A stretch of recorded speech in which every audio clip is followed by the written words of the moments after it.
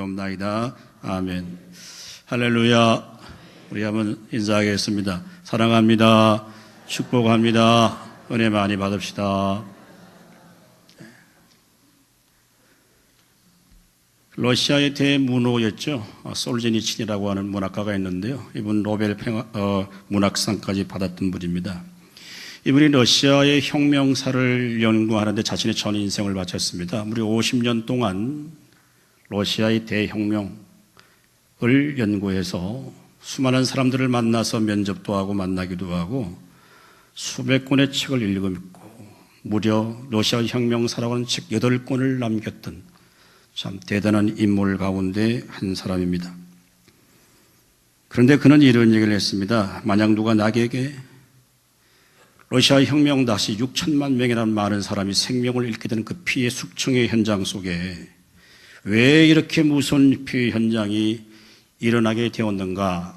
라게 자신에게 묻는다고 한다면 그는 모든 것을 다 거두절미하고 이렇게 대답하겠다라고 말합니다. 사람들이 하나님을 잊어버렸기 때문입니다. 사람들이 하나님을 잊어버렸기 때문입니다. 라고 하는 답변 외에는 또 어떤 명확한 답변도 할 수 없다라고 이렇게 진술을 했습니다. 그래서 그는 이렇게 말합니다. 우리 시대에 저질러진 모든 죄악은 하나님에 대한 믿음을 잃어버린 인간의 정신적 파탄에서 유래된 것이다 라고 했습니다. 인간의 모든 죄악과 우리의 실존의 모든 모습들, 결국 하나님이 떠난 인간의 모습 가운데 죄와 사망이 우리 가운데 임하게 되었다라고 하는 것이죠. 여러분, 기독교의 모든 가르침의 가장 중요한 것은 무엇입니까? 하나님과 우리의 관계를 정상적으로 이루어가는 겁니다. 하나님과의 관계가 바르지 않으면 모든 인간은 다 실패할 수밖에 없습니다. 그 이유가 무엇이겠습니까? 세상의 모든 것이 다 하나님께로부터 나오고 그분으로 말미암고 그분께 돌아가게 되어 있습니다.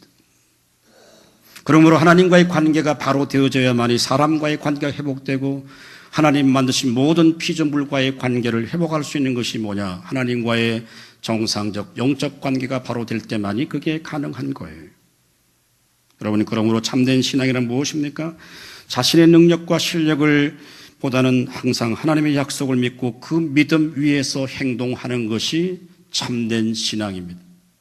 자신의 능력을 극대화시키는 것이 아니라 하나님의 존재 앞에 자신을 더 낮추고 하나님의 은혜와 하나님의 사랑과 하나님의 축복이 아니라고 한다면 우리의 힘으로 할 수 없다고 하는 진지한 믿음의 고백이 있게 될 때 비로소 우리는 믿음의 세계에 믿음의 자리에 나아가게 되는 것입니다. 성경은 우리가 성경을 읽을 때 성경은 모든 하나님의 약속이 다 기록되어 있습니다. 우리가 구약은 Old Testament라고 하죠. 옛 약속, 옛 계약, 옛 언약입니다. 신약은 새로운 언약입니다. 새로운 약속입니다. 가장 첫 번째 약속은 무엇입니까? 하나님께서 아담과 약속을 합니다. 동산 중앙에 세워져 놓은 이 선악과는 절대 먹지 말라. 누가 그것을 먹는 날에 정령 죽으리라고 하는 아담과의 언약을 맺고 약속을 하지만 결국 아담은 어떻게 합니까? 하나님의 명령에 불순종하여 하나님을 떠납니다. 그것이 인간의 불행의 시작이고 인류 역사의 불행의 시작이 결국 하나님의 언약과 하나님의 약속을 어긴 것에서부터 시작됩니다. 그리고 하나님은 노아와도 언약을 맺습니다. 아브라함과도 언약을 맺고 이스라엘 백성들과도 함께 언약을 맺습니다. 이런 하나님의 약속은 얼마나 하나님이 신실하신가 하는 것을 역사적인 과정을 통해 하나님이 훈련시키고 그들을 이끌어갑니다. 애굽에서 400년 동안의 긴 노예 생활과 고난의 생활을 하지만 결국 하나님이 그 기간이 끝나고 나면 그들을 출애굽시켜서 출애굽의 영광을 그들에게 누리게 합니다. 그들이 하나님을 떠나서 우상 숭배하고 여호와를 떠날 때 그들은 바벨론에 70년 동안의 포로 생활을 하게 됩니다. 그럼에도 불구하고 하나님은 계속해서 그들에게 약속합니다. 반드시 다시 너희를 예루살렘으로 돌리게 할 것이라고 하는 회복의 약속을 하게 되시고 그 약속을 이루십니다. 그들이 비록 가나안 땅에 들어갔지만 어떻게 합니까? 믿음이 없어지기 시작할 때 하나님을 떠납니다. 우상 숭배에 그들의 마음이 빼앗깁니다. 결국은 하나님의 징계와 심판을 받는 것이 이스라엘의 역사입니다. 여러분, 하나님의 약속은 약속하는 당사자와 그 약속의 대상자 사이에 믿음이 전제되지 않으면 이루어질 수가 없는 것입니다. 하나님의 약속은 약속을 하는 사람과 그 약속의 대상자가 함께 믿음이 전제되지 않으면 그 약속은 아무 의미가 없는 것입니다. 사랑하는 여러분, 우리의 성경의 최고의 약속은 무엇입니까? 하나님께서 그 하나님의 아들 예수 그리스도를 메시아를 이 땅에 보내주시겠다고 하는 겁니다. 이 약속보다 더 귀하고 더 가치 있고 소중한 것이 어디 있겠습니까? 구약의 믿음의 사람들은 이 약속을 믿고 그것이 비록 성취되지 아니했지만 멀리서 바라보면서 그분을 바라보고 신앙과 믿음을 지켰던 사람들이 하나님의 약속을 갖고 있었던 사람입니다. 주님께서 이렇게 말씀합니다. 요한복음 8장 56절 말씀, 우리 한번 다 같이 읽습니다. 시작. 너희 조상 아브라함은 나의 때 볼 것을 즐거워하다가 보고 기뻐하였느니라. 아멘. 오늘 본문은 히브리서의 마지막 절, 11장 마지막 절입니다. 구약의 성도들은 말이죠, 11장 전체에 기록된다 믿음의 사람들이라는 증거를 받았습니다. 그러나 그들은 확실한 약속이 성취되고 이루어지는 것을 보지 못했음에도 불구하고 그들은 믿음과 신앙을 지켰습니다. 왜냐하면 그 약속이 너무나 명백하고 확실했기 때문에 이 세상에서 살면서 자기 중심적인 가치관을 버리고 하나님 중심의 가치관을 갖고 살았던 사람이 구약에 기록된 믿음의 사람들입니다. 그래서 그들은 비박과 조롱과 멸시와 옥에 갇히고 토백해 혀이고 칼에 목이 날아가는 순간까지도 끝까지 신앙을 견지했던 사람들이 바로 우리가 지금까지 보아왔던 믿음의 사람들입니다. 오늘 본문 마지막을 읽으면서 하나님은 오늘 우리에게 두 가지를 말씀해 주시고 있습니다. 자, 오늘 본문 39절을 다시 한번 읽겠습니다. 39절 시작. 이 사람들은 다 믿음으로 말미암아 증거를 받았으나 약속된 것을 받지 못하였으니. 아멘. 우리 한번 따라합니다. 하나님의 약속을 가진 자는 허상에 붙들리지 않는다. 본문에 오늘 이 사람들은 누굽니까? 지금까지 성경 기자가 기록해 놓았던 사람들입니다. 믿음의 사람들입니다. 그들은 하나님의 약속을 붙들고 믿음으로 살았기 때문에 이 세상 속에서 어리석은 사람들로 평가됩니다. 마치 실패한 사람들 같습니다. 때로는 멸시와 조롱과 학대와 핍박을 받았습니다. 옥에 갇힙니다. 칼에 목이 날아납니다. 순교의 현장에 나갑니다. 그러나 하나님께서는 위대한 믿음의 사람들이라고 인정하시고 그들을 성경에 기록합니다. 히브리서 11장에 기록된 믿음의 사람들은 하나님께 인정받은 사람들이에요. 그러나 그들은 하나님의 약속을 다 받지 못했습니다. 성취된 것을 보지 못했습니다. 장차 오실 예수 그리스도를 그들은 메시아를 성취를 보지 못한 사람들이에요. 그럼에도 불구하고 그들은 믿음을 지켰어요. 자, 그들이 기다렸던 그 약속은 무엇입니까? 사도행전 13장 23절 말씀 다 같이 읽습니다. 시작. 하나님이 약속하신 대로 이 사람의 후손에서 이스라엘을 위하여 구주를 세우셨으니 곧 예수라. 아멘. 구약시대의 모든 믿음의 사람들은 장차 오실 메시아를 기다렸습니다. 그러나 그 약속의 성취를 그들은 보지 못했어요. 경험하지 못했어요. 그럼에도 불구하고 이 세상의 허상에 붙들려지 않았다는 겁니다. 허상은 무엇입니까? 실체가 아닌데 실체처럼 보여지는 그게 허상이에요. 그래서 구약의 모든 성도들은 신앙과 믿음을 지키며 살았는데 세상의 헛된 허상에 붙들리지 아니하고 하나님의 약속을 붙들고 나아갔던 사람들이에요. 하나님은 아브라함을 부르실 때도 하나님과 약속을 맺습니다. 내가 너로 큰 민족을 이루고 내게 복을 주어서 내 이름을 창대케 하시고 너가 복의 근원이 되게 할지라고 하는 엄청난 약속을 받았지만 아브라함은 죽을 때 죽을 땅 한 평을 갖지 못했습니다. 그렇게 세상을 떠났어요. 그런데 주님은 아브라함을 우리가 아까 읽었던 8장의 말씀처럼 그는 장차 오실 하나님의 아들 예수를 바라보며 기뻐하고 즐거워하며 그를 기다렸던 사람이라고 그렇게 표현하지 않습니까?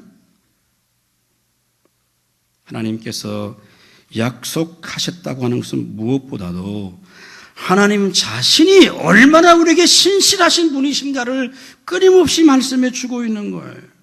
그래서 하나님 자신이 우리에게 누구이신가에 대해서 우리를 끊임없이 설득하시는 게 뭐냐면 구약의 성경이에요. 하나님은 이스라엘 백성들과 이런 언약의 말씀도 하십니다. 신명기 7장 9절 말씀 우리 한번 다 같이 읽어보겠습니다. 시작. 그런즉 너희는 알라 오직 하나님 여호와는 하나님이시요 신실하신 하나님이시라. 그를 사랑하고 그의 계명을 지키는 자에게는 천대까지 그의 언약을 이행하시며 인애를 베푸시되. 아멘. 여러분, 하나님께서는 이스라엘 백성들을 출애굽시킵니다. 그리고 광야에 40년 동안의 길을 걷게 합니다. 그런데 40년 동안 하나님은 모든 필요한 것을 다 그들에게 공급해 주시고 그들을 인도하시고 섭리하십니다. 그래서 하나님께서 이스라엘 백성들을 40년 동안의 광야의 길을 걷게 하는 것은 뭐냐면 하나님은 그렇게까지 신실하시게 그들을 이끄시고 그들을 섭리하신다고 하는 말씀이에요. 단순히 신명기 7장 9절은 그냥 순종함 하나님 복 주시고 천대까지 복을 주시고 그냥 하나님 불순종함 징계한다 이런 의미이기 이전에 무엇을 더 중요하고 하냐고 하면은 하나님은 자신이 약속하신 그 언약에 신실하신 분이시기 때문에 그 신실한 약속을 끝까지 이루어간다는 분이란 말이죠. 그렇다고 한다면 우리가 순종할 만한 가치가 있지 않겠냐고 하는 것이 오늘 이스라엘 백성들을 향하신 하나님의 음성이에요. 여러분, 그러므로 이스라엘 백성들이 가나안 땅에 들어갔을 때 허상에 붙들리지 말고 그들의 마음을 빼앗기지 말고 하나님과 끊임없는 정상적인 관계를 맺으라고 하는 것이 하나님의 언약이에요. 그런데 이스라엘 백성은 어떻게 합니까? 눈에 보이는 허상을 쫓아가는 거죠. 우상 숭배하는 거예요. 눈에 보이는 집착하는 거예요. 그래서 결국 하나님의 징계와 심판을 받는 것이 이스라엘에 역사하지 않습니까? 사랑하는 여러분, 하나님과의 관계가, 영적인 관계가 올바르게 설정될 때 우리는 하나님의 이 세상 속에 살고 있지만 이 허상에 집착하는 사들이 아니라 영원한 실체가 되시는 실상을 보게 되는 거예요. 여러분, 참된 신앙이란 무엇입니까? 종교적인 유능한 사람을 만들어내는 게 아닙니다. 기독교 문화에 익숙한 사람을 만드는 것이 여러분 우리의 신앙의 궁극적인 목적이 아니에요. 하나님의 약속을 붙들고 나를 부르신 그 하나님의 계획과 목적을 따라 살아갈 수 있도록 어떤 삶의 환경 속에서도 이 세상의 헛된 허상에 집착하거나 붙드는 것이 아니라 약속의 말씀을 믿고 우리가 믿음의 발걸음을 옮겨가도록 하나님이 우리를 부르신 줄로 믿을 수 있기를 주님의 이름으로 축원합니다. 여러분, 오늘 우리의 삶은 어떠합니까? 우리는 그 실체를 본 사람들이에요. 역사 속에 오신 그 예수 그리스도를 우리가 만났고 그분이 계시한 하나님의 살아계신 말씀이 우리 가운데 있고 그 말씀을 믿고 살아갈 수 있고 우리에게 성령을 보내주셔서 우리가 하나님을 알게 해주시고 우리와 영원토록 함께 하시는 그 하나님의 약속을 믿고 사는 놀라운 특권을 우리가 받은 사람들입니다.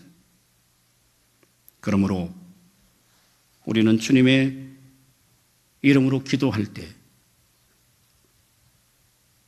우리가 구하지 않은 것까지도 하나님이 들으시고 우리에게 응답하여 주시는 분입니다. 그게 성경의 약속이에요.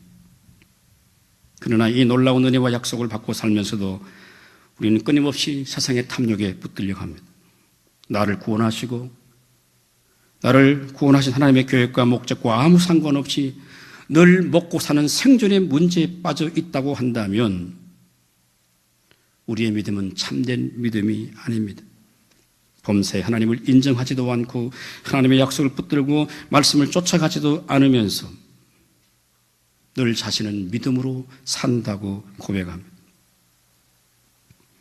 자신의 삶의 방식은 항상 성경적인 가치관으로 전혀 바꾸지 않습니다. 그런데 늘 주여 할렐루야 아멘 합니다. 하나님의 약속과 계획과 뜻에 아무 상관없이 늘 이 세상의 허상에 붙들려 살면서도 자신은 믿음으로 산다고 합니다.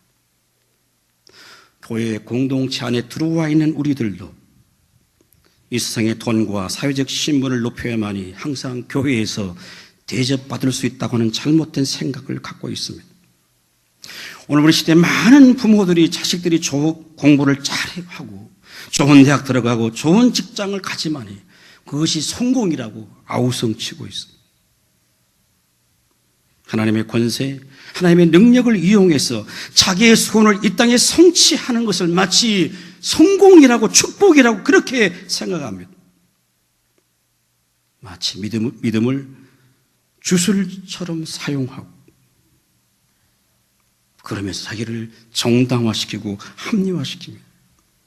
하나님께서 우리를 죄와 멸망의 자리에서 구원하시고 하나님 백성 만드신 그 의미와 그 목적에 너무 문외하면서도 자신이 영원한 천국에 가 있다고 하는, 확보되었다고 하는 이 헛된 믿음을 갖고 살아가는 것이 오늘 우리 모든 현대인들의 신앙의 실존적 모습이다 생각해요. 지난주에 저와 함께 교회를 섬겼던 목회자들이 함께 모여서 식사 교제하는 시간이 있었습니다. 그 가운데 한 친구 후배 목사가 자신의 교회 한 장로님의 슬픈 이야기를 저에게 들려줬어요. 그 장로님은 명문대학을 졸업하고 소위 세상에서 성공한 사람입니다. 좋은 직장에 근무하시다가 퇴직도 하시고 이제 노년의 삶을 아주 여유 있게 사시는 분입니다. 자녀들도 부모님의 머리를 닮아서 서울의 유명한 대학을 나오고 건강원에 근무합니다. 며느리도 같은 직장에 근무하는 정말 그야말로 교수의 딸을 며느리로 맞이했습니다. 두 분이 받는 연봉이 보통 사람의 2배가 넘는 그런 최고급의 직장에 근무하는 그 자녀들. 이 장로님은 자녀에게 교육에 관심이 많았어요. 공부라고 하면 모든 것을 절매하고 자식을 위해 투자하고 섬겼습니다. 믿음의 삶에는 관심을 기울이지 못했습니다. 결혼하고 이제 그들이 자녀를 낳고 손주들이 제법 이제 크기 시작합니다. 어느 해인가 자신의 손주들과 함께 휴가를 맞이해서 자기 집에 내려옵니다. 할아버지가 손주를 향해 물어요. 너 요즘 교회 잘 나가니? 어느 교회 나가니? 할아버지 우리 교회 안 나가는데? 갑자기 분위기가 썰렁해졌습니다. 아들을 향하여 묻습니다. 야부마, 요즘 교회 안 나가냐? 아유, 아버지 죄송합니다. 회사 나갈 때 너무 힘들고 주말이 되면 힘들어서 도저히 나갈 수가 없어요. 업무가 너무 많아서 나갈 수가 없어요. 아버지 죄송합니다. 알고 보니까 이미 서울의 대학을 다닐 때부터 이미 명목상의 그리스도인이라고 하는 딱지만도 떼버리고 말았습니다. 그래서 장로님께서는 이 아들에게 무릎을 꿇고 용서를 구합니다. 내가 너희에게 하나님에 대한 신앙보다 공부를 더 중요시하고 이 땅에서의 성공 때문에 생각하는 것이 하나님의 영광이라고 했는데 이 아버지의 잘못된 신앙을 용서해 달라고 하면서 아들에게 무릎을 꿇고 눈물을 흘리며 아들에게 용서를 구합니다. 너가 하나님을 잊어버리고 믿음을 버리면 모든 것을 다 잃어버린 것이라고 자식에게 애원을 합니다. 아버지는 이 상실감 때문에 밤을 잠 못 이루지 못하고 자신의 무거운 문제를 담임 목사 앞에 와서 고백합니다. 목사님, 제가 아들을 이 땅의 세상에 훌륭하게 키웠지만 그게 진정한 성공이 아니었습니다. 제가 자식의 농사 잘못 지었습니다. 목사님의 기도가 필요합니다. 여러분, 물론 회개하고 다시 신앙생활 하면 됩니다.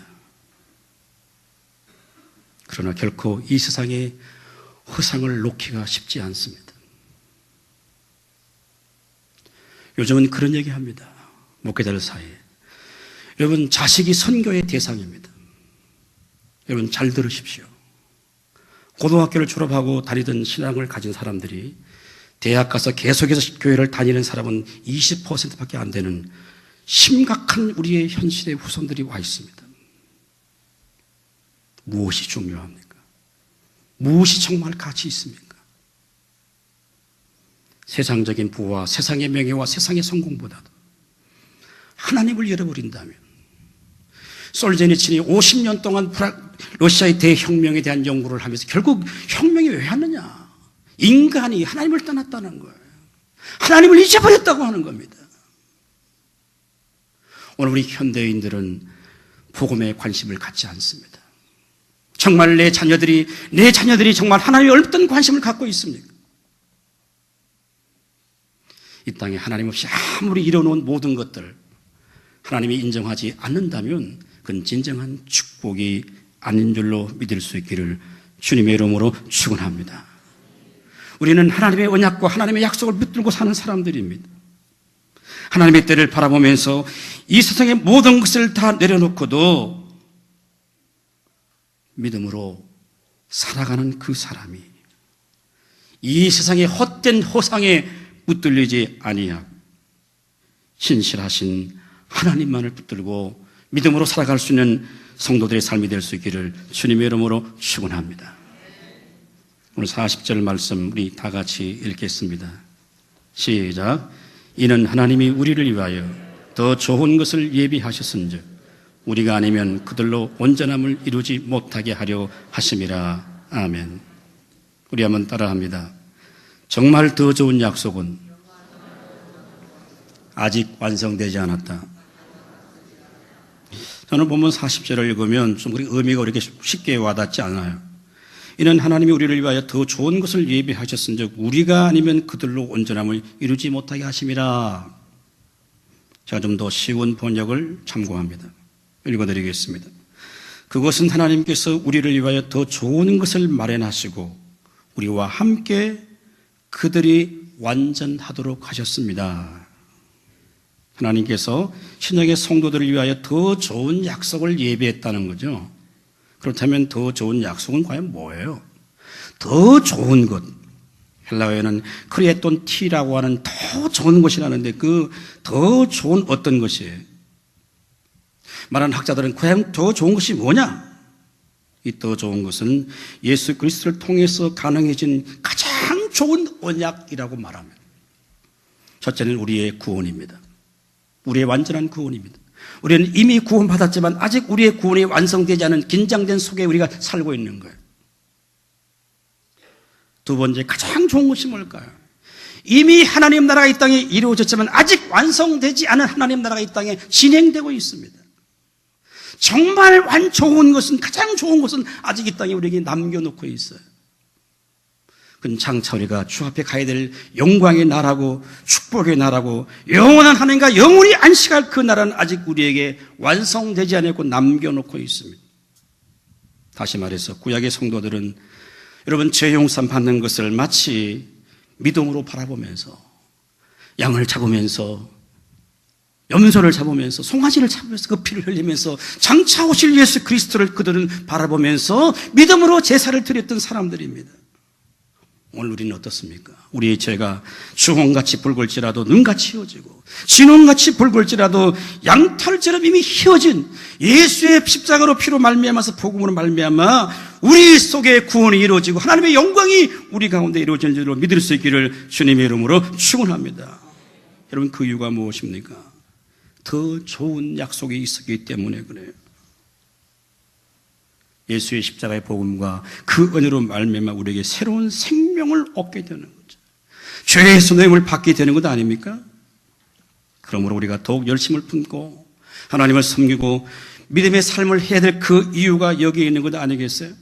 역사 속에 찾아오신 그 예수 그리스도께서 자신을 우리를 자신의 소유로 삼아주시고 자신의 백성으로 인쳐주시고 성령으로 인쳐주시고 구원의 은혜로 말미암아 하나님과 함께 영원히 교제할 수 있는 특권을 하나님 우리에게 내려주신 줄로 믿을 수 있기를 주님의 이름으로 축원합니다.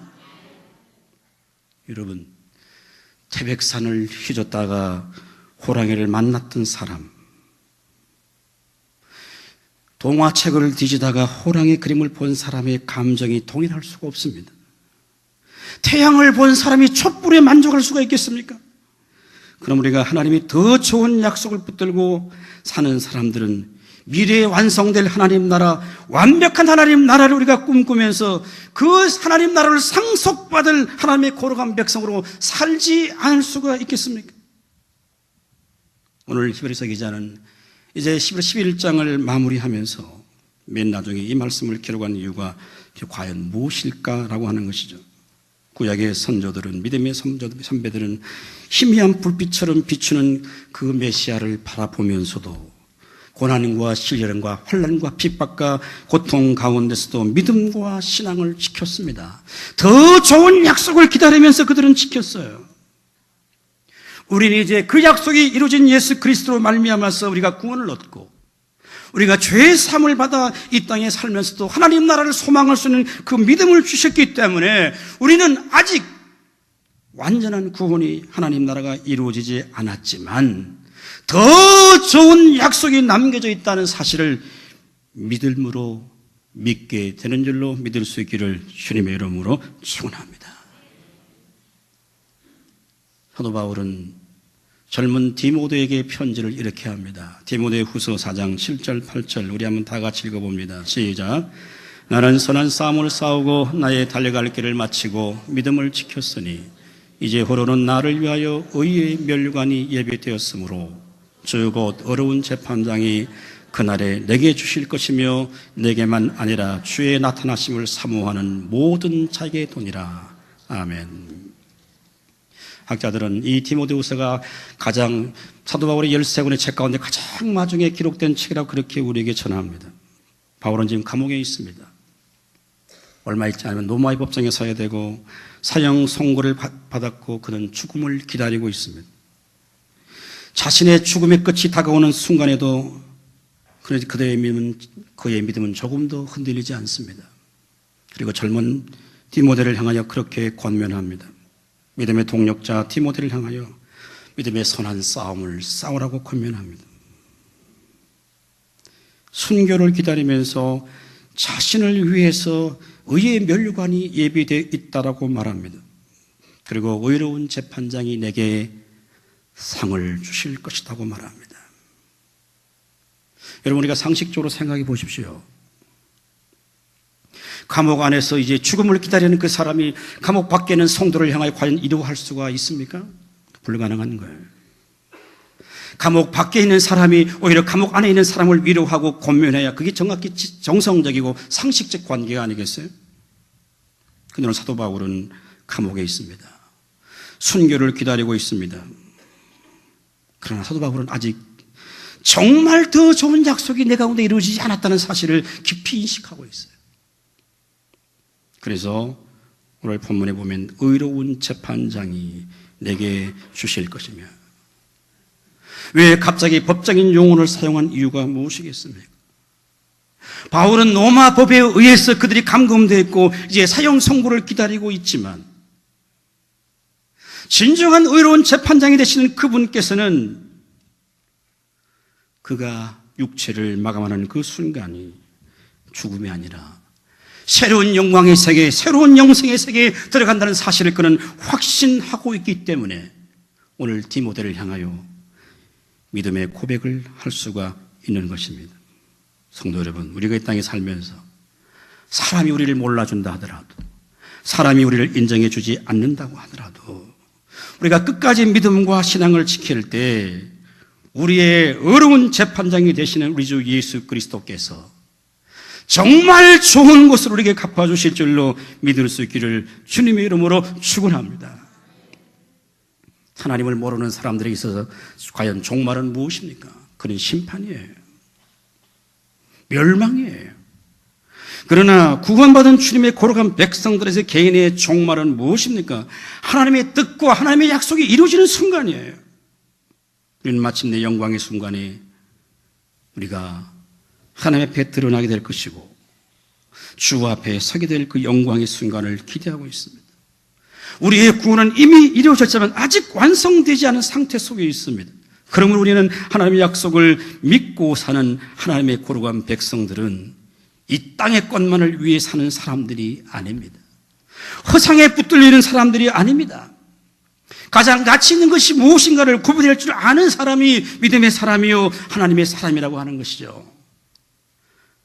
사도 바울은 골로새 교회를 성도의 편지를 이렇게 합니다. 골로새 3장 1절 2절 다 같이 있습니다. 시작. 그러므로 너희가 그리스도와 함께 다시 살리심을 받았으면 위의 것을 찾으라. 거기는 그리스도께서 하나님 우편에 앉아 계시니라.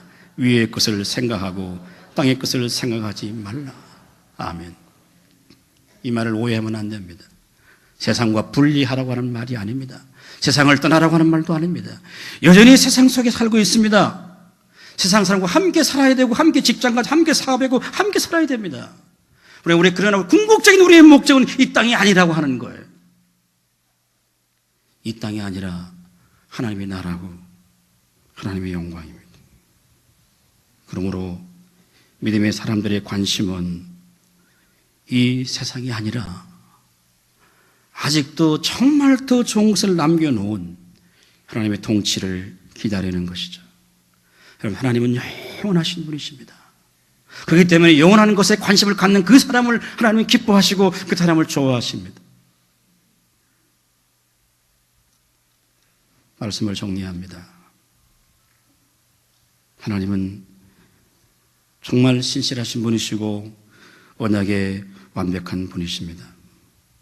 우리는 믿음으로 구원을 받았고 이 땅에서 많은 영광과 은혜를 우리가 소유했습니다. 그러나 이보다 더 큰 영광을 우리가 어디서 누릴 수가 있겠습니까? 우리 한 사람이 예수를 믿는다고 하는 것 자체가 어쩌면 인류 역사의 최고의 기적이에요. 그런 감격과 기쁨이 우리 가운데 넘치기 시작할 때 우리는 이 땅에 허상에 붙들리지 아니하고 아직 남겨놓은 정말 더 좋은 하나님의 약속을 바라보면서 우리의 믿음의 발걸음을 옮겨갈 때 하나님께서 우리를 가장 복되다 하여 주실 줄로 믿을 수 있기를 주님의 이름으로 축원합니다. 찬양 드리겠습니다. 오늘